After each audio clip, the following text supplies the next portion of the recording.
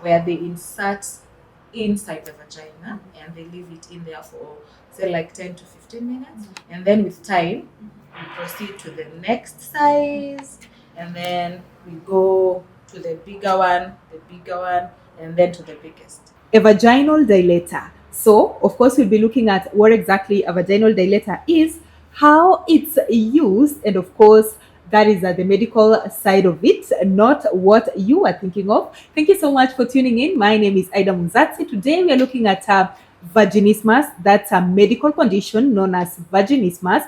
And of course, to help us with this particular conversation is Grace Queheria. She is a physiotherapist and a pelvic floor specialist. So, what exactly is vaginismus? So vaginismus is a condition that usually affects women.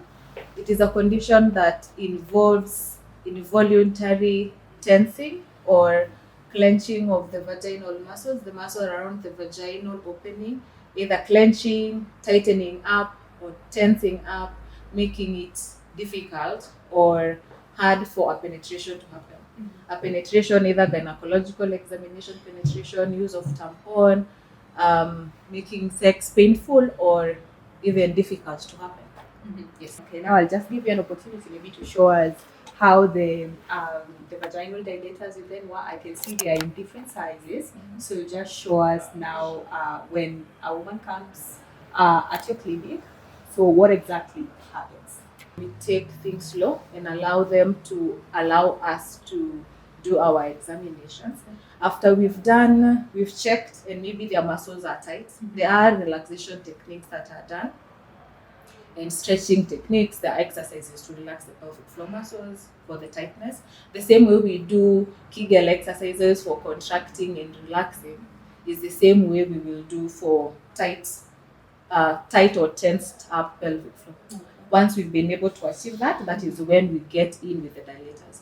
We start from the smallest. This is the smallest because I'm not sure whether there's someone with this size of a penis, but this is almost the size of a tampon, where they insert this and they can leave it in there for either they do it by themselves, but before you get this, they can try to insert their own finger or their By the partner. finger, maybe you begin with the smallest. Yes, or the the smallest, whichever. depending on what they can accommodate or what their partner can be able to do on them. Because it's something you get to work with your partner.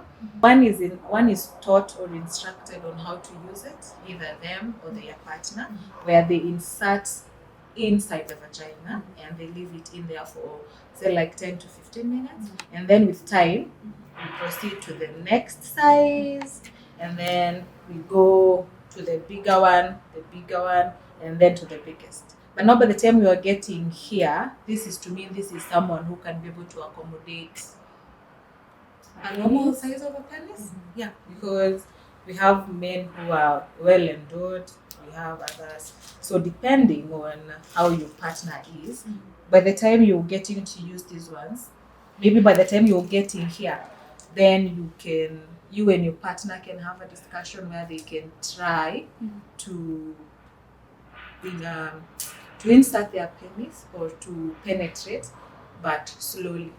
Also, we also need to bear in mind that for for for proper sex to happen, for proper intercourse, because sometimes there are women who tend to think they have vaginismus because penetration is not possible, sexual penetration is not possible.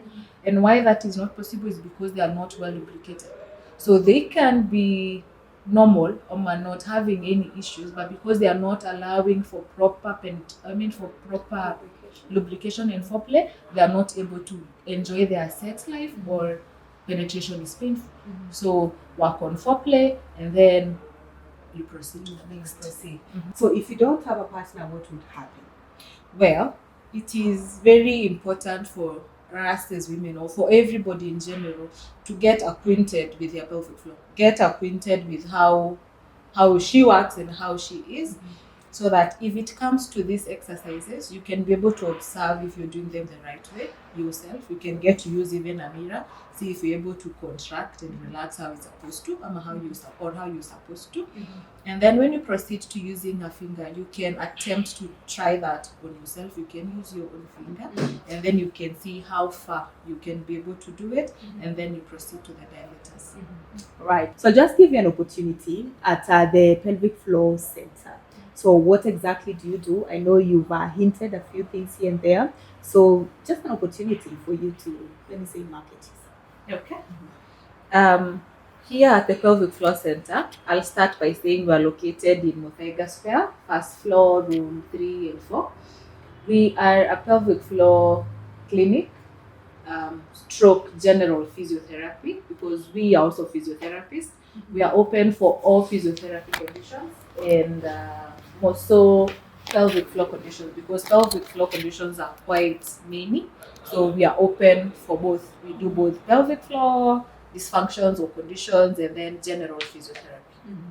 Right. So today we were looking at vaginismus, and one thing that I've learned is that the initial penetration should not always be painful. And if it's painful for the first time, the pain should not prolong even with the next penetration. So thank you so much for tuning in. My name is Aida Munzatsi. If you're watching this video on YouTube, please make sure to subscribe to my YouTube channel. And if you're watching it on any other platform, that is a Facebook, TikTok, or any other platform, whatever place you've seen this video from, please make sure to support us, like, comment, and of course share, so that you're not the only one that is learning about vaginismus. You're also giving it an opportunity to other people to learn. Once again, my name is Aida Munzatsi. I am a health journalist and a content creator. Bye.